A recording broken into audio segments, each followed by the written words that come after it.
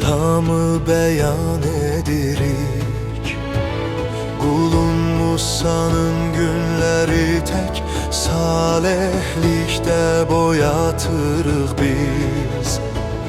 Hayatımızda sıkıntılardan, karanlıktan geçerken biz, herkes eşitsin bu sesi değil, Rabbin yolunu hazır eyle.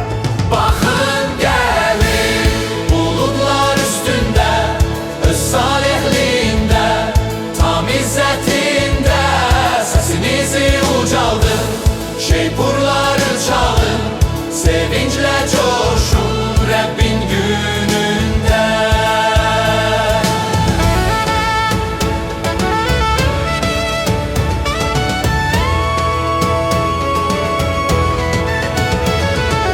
İlyas'ın günlerinde tek kelamı beyan edirik, kulun Musa'nın günleri tek salihlikte boyatırıq biz.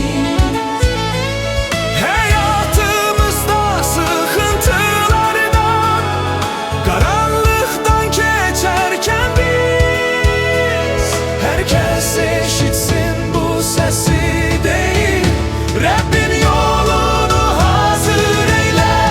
Bakın gelir bulutlar üstünde, öz salihliğinde, tam izzetinde, sesinizi ucaldın, şeypurları çalın, sevinçle coşun Rabbin gününde.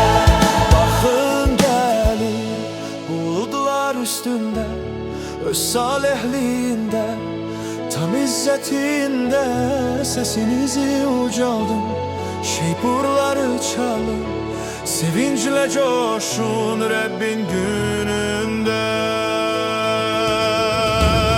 Sevinçle coşun